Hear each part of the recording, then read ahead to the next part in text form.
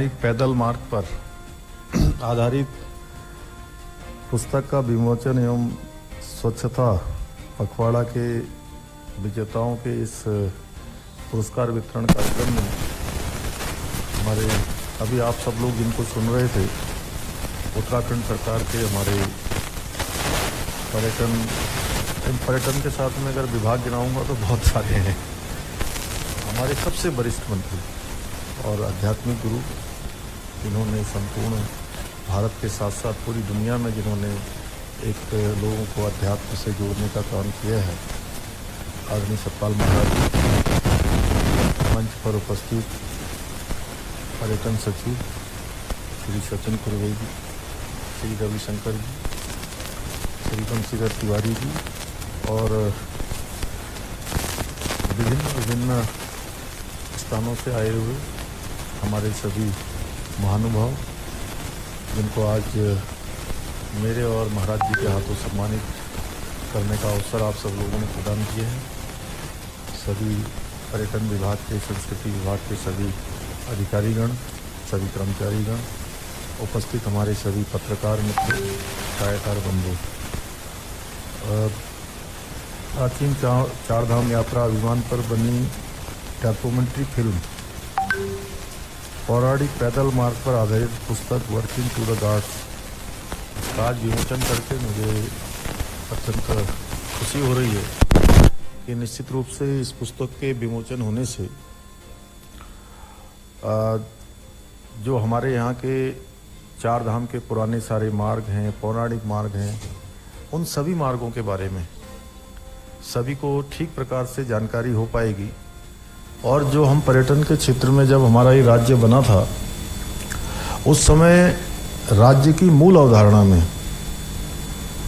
अगर कोई बात सबसे ज़्यादा हमारे लिए आधार स्तंभ का काम करती थी, तो वो आधार स्तंभ था कि हमारा राज्य पर्यटन के क्षेत्र में इतना काम करेगा कि हमारी आर्थिकी का मुख्य आधार ही पर्यटन होगा।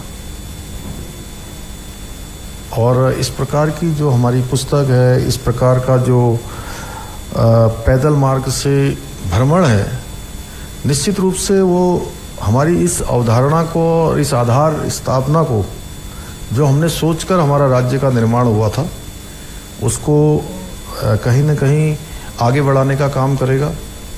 कहीं न कहीं एक मार्ग हमारे यहाँ पर 12 महीने ये यात्राएं चलें, लोग ट्रैकिंग पर जाएं तो पैदल मार्ग से जाएं, उसको कहीं न कहीं गति देने का काम और शक्ति देने का दोनों काम होगा।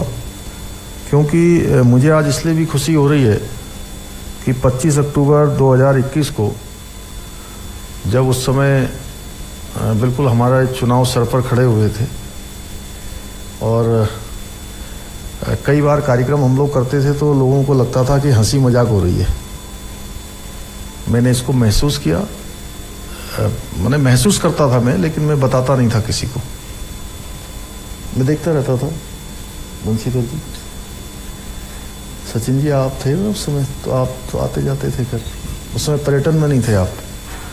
तो ये जब ये यात्रा के लिए लोग यहाँ आए थे तो मुख्यमंत्री निवास में ही जो है मैंने उनको हरी झंडी दिखाई थी 25 अक्टूबर 2021 को। 25 सदस्यों का ये दल था जिसको मैंने रवाना किया और इसको उत्तराखंड पर्यटन विकास बोर्ड UTDB के ने ट्रैक द हिमालय के साथ मिलकर इसको संचालित किया था और उस दल ने अपनी पूरी यात्रा करी, जहां आदि गुरु शंकराचार्य ने 8वीं शताब्दी में वैदिक छात्रवृत्ति को पुनर्जीवित कर बौद्धिक हिंदू धर्म ज्ञान गंगा के भावनात्मक हिंदू मार्ग, भक्ति मार्ग से जोड़ने का काम किया। इस यात्रा ने भी अनोखों सोपान तय किए। ये गर्व का क्षण है कि जब उत्तराखंड की पुरानी पगडंडियों का पता लगाने के लिए इस युवा दल की यह पहल, हमारी जो बहुत पुरानी सदियों पुरानी विरासत है, जिसके बारे में भी आदरणीय महाराज जी कह रहे थे कि उसको संरक्षित करने की दिशा में एक बड़ा कदम है।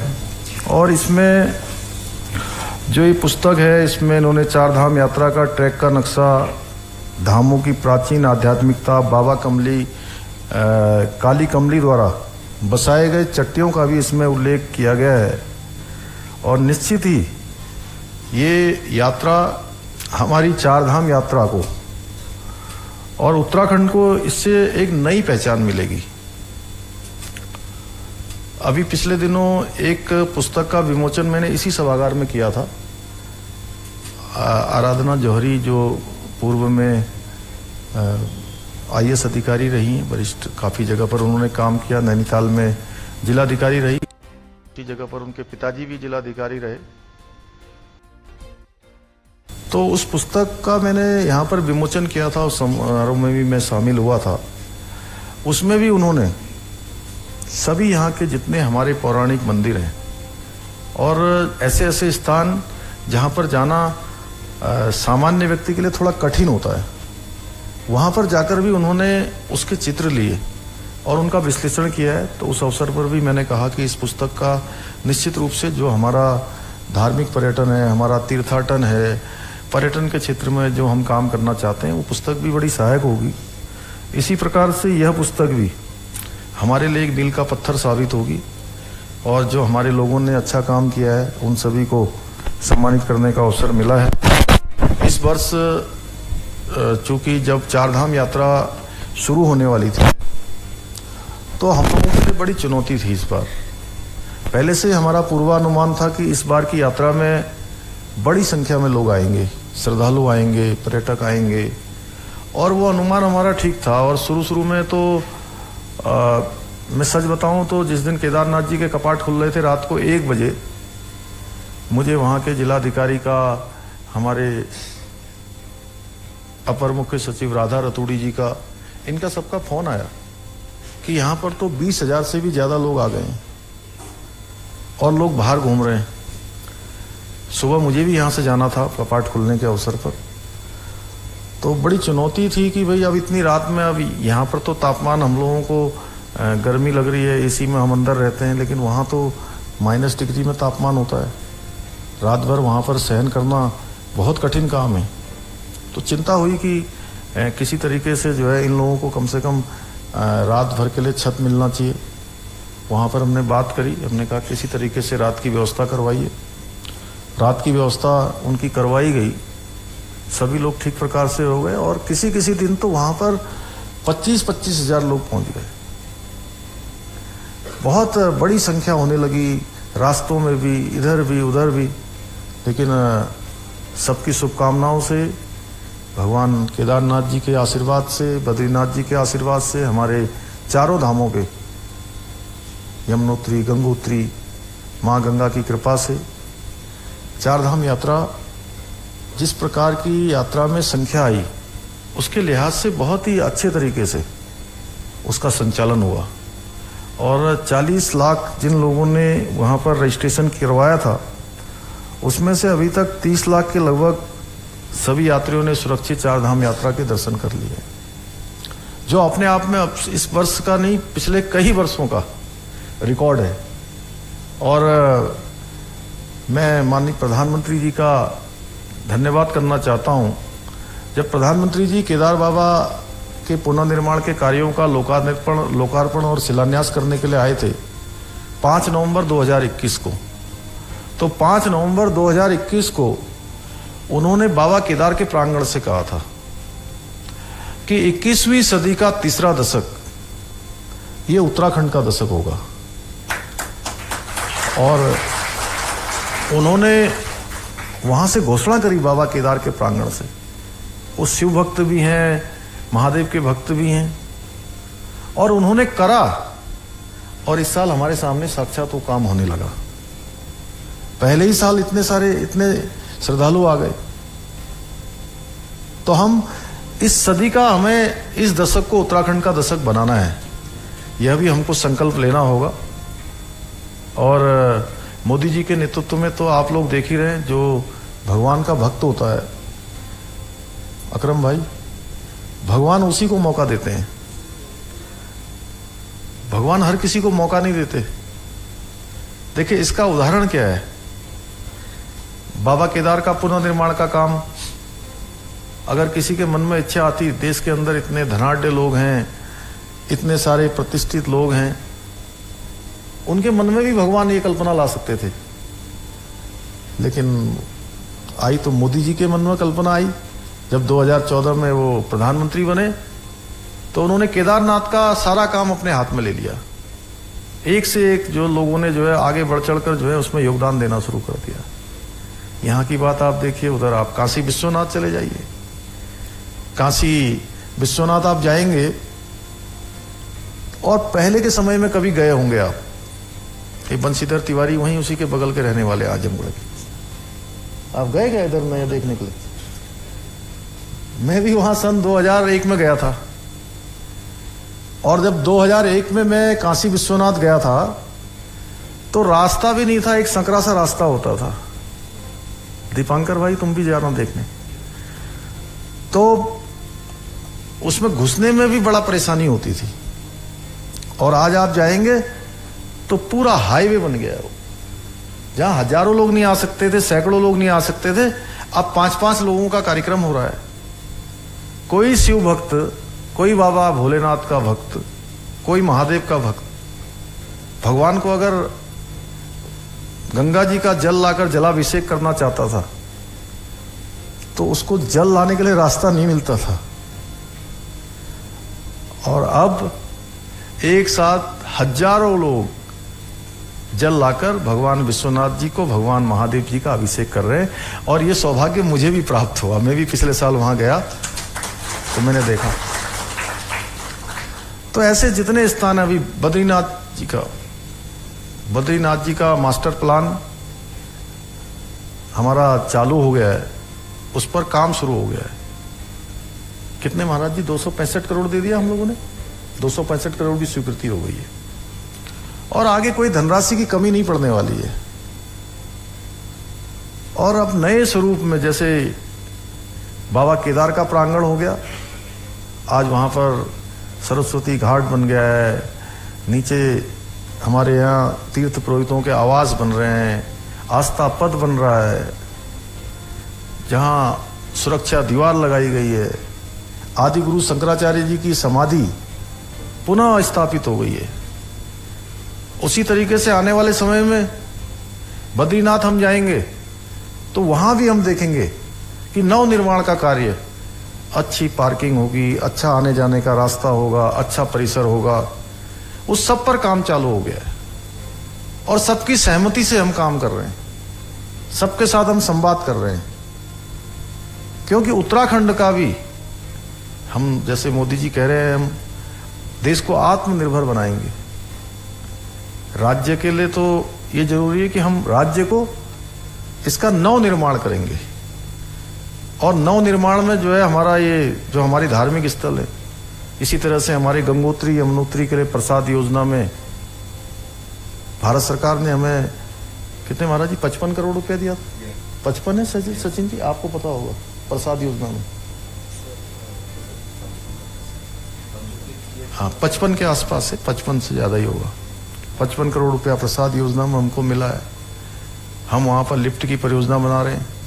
अभी मैं प्रधानमंत्री जी से मैंने भेंट की थी, और हमारे सड़क परिवहन मंत्री गडकरी साहब से भेंट करी थी, तो उन्होंने बताया कि जल्दी ही जो है आपका जो केदार बाबा को जाने वाला केबल कार का है, उसका शिलान्यास होना है। उस पर सारी औपचारिकताएं पूर्ण हो रही है। गोविंद घाट से जो हमारा हेमकुंड जाने वाला जो हमारी लिफ्ट परियोजना है, वह परियोजना भी जो है धरातल पर उतरने वाली है। ऐसे अनेकों स्थानों पर, जैसे भारतमाला प्रोजेक्ट शुरू हुआ तो उसका सर्वाधिक लाभ हमारे राज्य को मिला है। भारतमाला प्रोजेक्ट में एक कोने से दूसरे कोने को जोड़ने का काम हो रहा है, ऑल वेदर रोडों में जोड़ने का काम हो रहा है। उसी प्रकार से जो पर्वतमाला भारत सरकार ने इस बार शुरू किया है, उस पर्वतमाला में भी हमारे राज्य को ही सर्वाधिक लाभ होने वाला है। हमारी अनेकों योजना उसके अंदर आच्छादित होने वाली है। ऐसे अनेकों कार्य इसी प्रकार से कुमाऊं क्षेत्र के प्राचीन जितने भी हमारे मंदिर हैं, जितने वहां जाने वाले मार्ग हैं, उन मार्गों का चौड़ीकरण करना है। भारत सरकार की योजना में जो आच्छादित हो सकते हैं उनको भारत सरकार के साथ आच्छादित करना है। और उत्तराखंड के अंदर जो हमारी सरकार है, हमने अपने संकल्प के रूप में लिया है कि हम मानस खंड कॉरिडोर बनाने का काम करेंगे, जिससे कि उन मंदिरों का सौंदर्यीकरण हो, वहाँ पर अवस्थापना सुविधाएं बढ़े, वहाँ बिजली पानी की सुविधाएं बढ़े, उनके पौराणिक जो उनका पौराणिक जो महत्व है या पौराणिक जो उनका स्ट्रक्चर है वह भी बना रहे, और साथ में नवनिर्माण का कार्य भी प्रारंभ हो। ऐसे अनेकों कार्य लगातार हम लोग कर रहे हैं। और जहां कनेक्टिविटी के लिए ऑल वेदर रोड है, हमारी 889 किलोमीटर की सड़क परियोजना पर काफ़ी काम हो चुका है। इसके साथ ही जो ऋषिकेश कर्णप्रयाग रेल योजना है 125 किलोमीटर, उस पर भी बहुत तेज़ी से काम हो रहा है। टनकपुर, बागेश्वर, डोईवाला से गंगोत्री, यमुनोत्री रेल लाइन के लिए भी भारत सरकार द्वारा सर्वे की अनुमति प्रदान कर दी गई है। हरिद्वार देहरादून रेल लाइन का दोहरीकरण का कार्य भी जल्दी पूरा होगा। आने वाले समय में, आज मैं अभी इससे पहले एक टेलीविज़न के कार्यक्रम में था दिल्ली में, तो मैंने कहा उनसे कि जल्दी ही आने वाले कुछ ही सालों में दिल्ली से देहरादून की फ्लाइट बंद होने वाली है। बंद होने वाली, सचिन जी, इनको पता है। अभी सरकार नहीं बंद करने वाली है, ना हम लोग बंद करने वाले हैं, या आप ही सब लोग बंद कर देंगे, क्योंकि एलिवेटेड जो रोड बन रही है उस रोड से दिल्ली से देहरादून की दूरी मात्र 2 घंटे में, और उससे अधिक आधे घंटे और मिला के 2.5 घंटे में पूरी की जाएगी। जब 2.5 घंटे में आप दिल्ली पहुंच जाएंगे, 2 से 2.5 घंटे के बीच में, तो मेरे ख्याल से फिर कोई हवाई जहाज से नहीं जाना चाहेगा। और इस शहर में देहरादून शहर, हमारा हरिद्वार, ऋषिकेश, मसूरी, धनौल्टी, आसपास का जितना भी हमारा क्षेत्र है, इस पूरे क्षेत्र में आने वाले समय में बहुत बड़ी संख्या में पर्यटक आने वाले हैं। और मैं तो कह रहा हूं कि अब सभी लोगों से, जो भी मुझे होटल वाले ये सब मिलने आते हैं, मैं उनके हमेशा कहता हूं, भाई आप 1-2-3 सालों के अंदर जो है आप लोगों के पास इतने लोग आने वाले हैं, क्योंकि जिस दिन छुट्टी होगी फ्राइडे को छुट्टी होगी, सबने अपनी कार उठानी है दिल्ली से, नोएडा से, गाजियाबाद से, गुड़गांव से, वो सीधे यहीं आ जाएंगे। 5 बजे ऑफिस बंद होगा उनका, 6 बजे अपने घर पहुंचेंगे, और वहीं से अगर 7 बजे भी चल देंगे तो समझ लीजिए कि 9:30 बजे तक देहरादून पहुंच जाएंगे, ऋषिकेश पहुंच जाएंगे, हरिद्वार पहुंच जाएंगे। तो हमें उसके लिए भी तैयार होना होगा। पर्यटन भी बढ़ेगा, लोग भी आएंगे, उसी हिसाब से हमें अपना ट्रैफिक प्लान बनाना पड़ेगा, उसी हिसाब से हमारे होटलों की व्यवस्था होनी पड़ेगी। तो इस सब क्षेत्रों में ये हमारे लिए आने वाले समय में चुनौती भी है।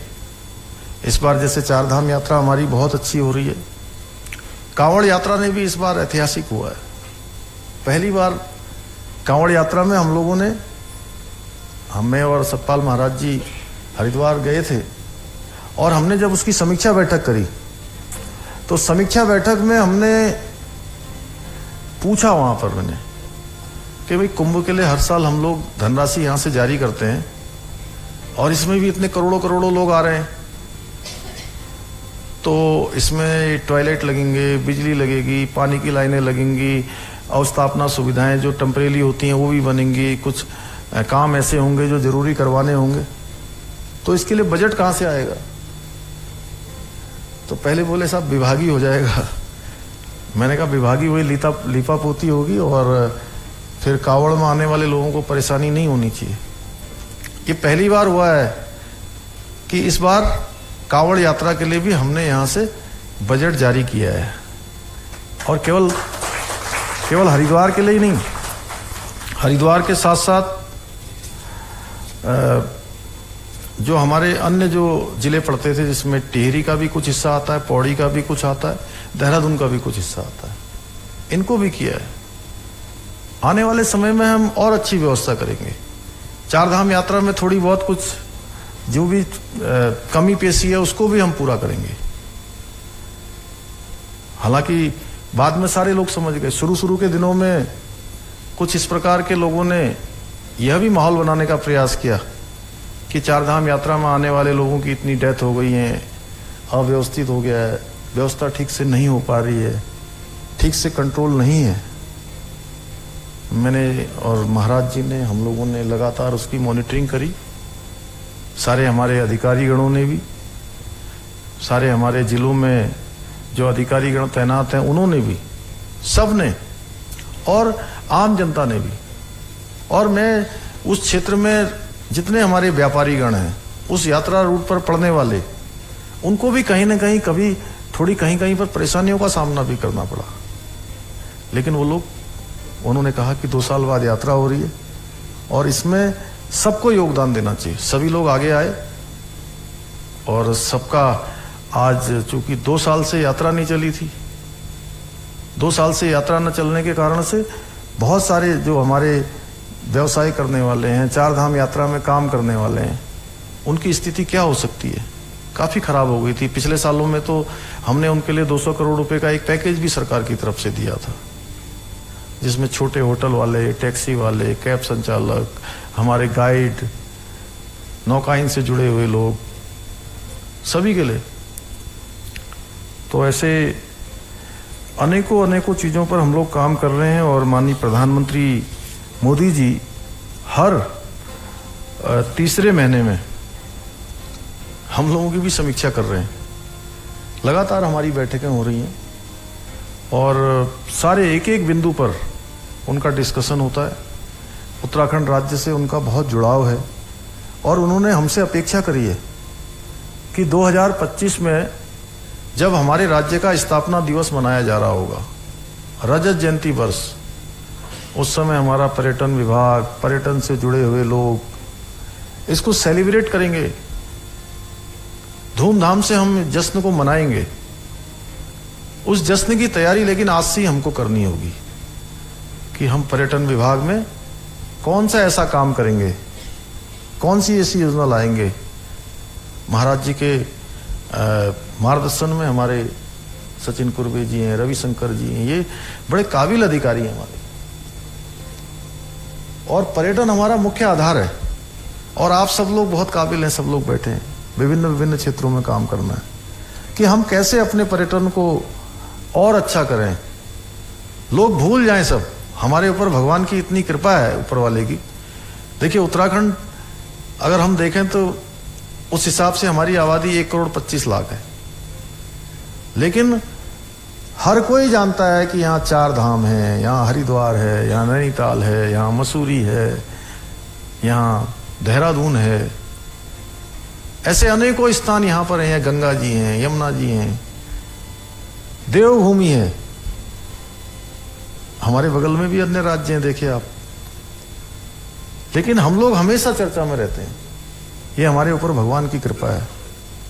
तो हम सब लोगों को ये जरूर तय करना होगा कि हम लोग इस प्रकार की जो गतिविधि है पर्यटन के क्षेत्र में, वो लोगों के लिए सुविधाजनक हो, आने वाले लोगों को लगे कि वो बार बार आए यहाँ, बार बार आए। अगर थोड़ी सुविधा अच्छी मिलेगी, किसी होटल वालों के बारे में तो मैं ये कहता हूँ कि कोई होटल यहाँ से, किसी होटल वालों के बारे में तो मैं ये कहता हूँ कि कोई होटल यहाँ से अगर 20 किलोमीटर दूर भी है, अगर वो अच्छा खाना देते हैं, स्वादिष्ट, अच्छा कमरा देते हैं, साफ सुथरा, अच्छा लोगों की आवभगत करते हैं, तो जो पास वाले होटल है ना, उनको छोड़ के वहीं जाना प्रेफर करता है।